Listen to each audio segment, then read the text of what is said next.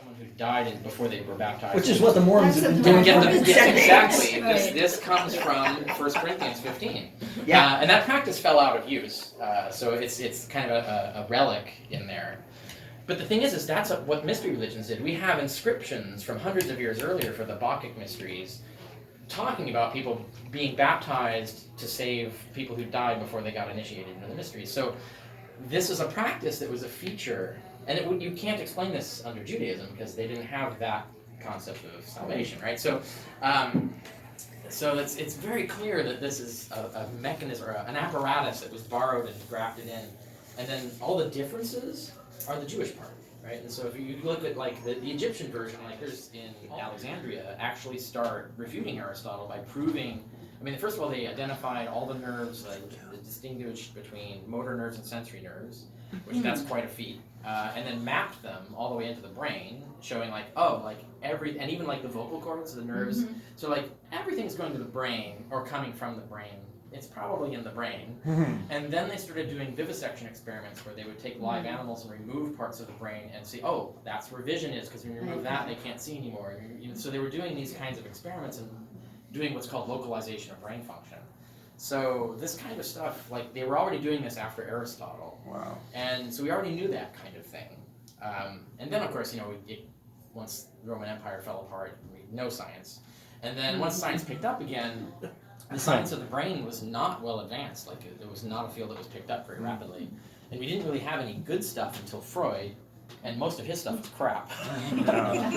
Yeah, stimulating the brain like electrically, and a lot of the studies. Well, a lot of people forget that Freud is the first to actually do a proper drawing of a neuron. Like he started neurology as a science. Everybody remembers all the weird shit that he came up with, but it wasn't all the stuff he did, right? He was the one who really started making it. He was an interesting scientist, and then you get like Singer comes along and Freud's all wrong. We got to do this other stuff, and then we realize Singer's a little bit like focused on one thing too much, and then you get more synthesis over time, and so psychology and cognitive science is sort of congealing and becoming more scientific over time. But you're right, we're limited by instrumentation, so we can't draw a circuit diagram of the brain yet because we can't see the circuit. It's too small, and we can't see it in action is the key thing. It's like understand how the circuit works, we have to see it working, but any attempt to see it working destroys it. So so we don't have brain scan resolution to actually like map out like why does this particular function occur in this particular part of the brain.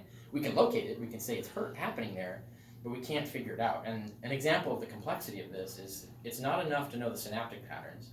We don't even have a brain scanner that can like actively map the synapses of a human brain. We can only do that to your corpse, which is useless. Because not useless, but there's not a lot we can do with your corpse at that point, right? So we can't really test like, what was this doing? Synapses aren't enough. If you know anything about circuits, you'll have like, if you look at a circuit board, you'll see the chip, and then you see all the wires going into the chip. The synapses are the wires going into the chip. So you have input signal, output signal. Right. And we know this. We can see certain input signals generate certain output signals for certain neurons. So we know that much. We don't know this for every neuron or what the magic is, but something inside the neuron is making the decision as to what output to create for which input. And we don't know what that is. And there's a lot of hypotheses as to what it is, but we haven't figured it out yet. It's probably something to do with methylation of DNA, big complicated thing. But that's so fucking microscopic. It's like way beyond our means. Like we can go into the cells after you're dead and go look at the methyl groups on your DNA and see if there's changes and stuff. But we can't tell what those changes are because you're dead, and so we can't mess with it and see what happens and ask you when I touch this, what happens? If I change How'd this feel? Right? Yeah. Do you start thinking differently when I move this around? Which is what we need to do actually to really understand this stuff. So.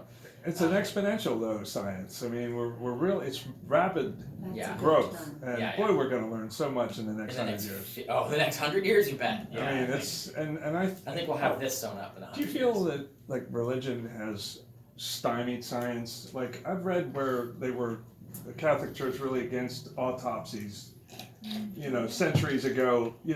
Don't learn about the body. Don't learn about this stuff because we need you to be kind of ignorant of it in a way to believe what we are always had to push espousing. Back. Yeah, scientists always had to push back on that, and even under pagan religion too. But I'll get back to that. You had a question though. Well, one of my pet peeves is I was watching I go to the gym and I see Dr. Oz on the TV sometimes. Oh, God. And Doctor Who? Oz. Oz, Okay, I don't Mehmet- know. I'm familiar. Mehmet and Oz. he had 2 or 3 women on who had had near-death Got experiences. it. Mhm. And, all about, this is supposed religious and all this. But I have heard 2 devout atheists speak who have Devout?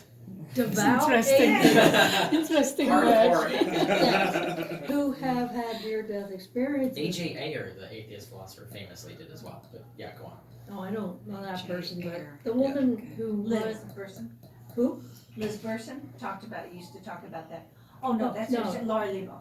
Yes, and the lady who's head of Free Thought in Philly. Oh, yeah, Margaret Margaret Down. Down. Yes, Yeah. they both said that they had these, the lights and the Mhm. tunnel and all that, but they believe that this is just something that happens in your brain when you're Well, the tunnel. scientific. Astronauts and a lot of Yeah, the tunnel is actually experience well exactly explained. the We same actually know thing. the neurophysics of the tunnel experience. It's because when your brain, it's similar to the hippocampic situation. Is like there's a moment between when you're really unconscious and not, like when you're losing oxygen in the brain. When you lose too much, your brain just doesn't work anymore, and so you need a certain amount of oxygen. But there's a moment right in between healthy oxygen and not enough to run that the cells start panicking. And we know in the visual system, the pattern, the arrangement of the cells is such that they're concentrated more towards the center of vision than towards the outer part of the vision.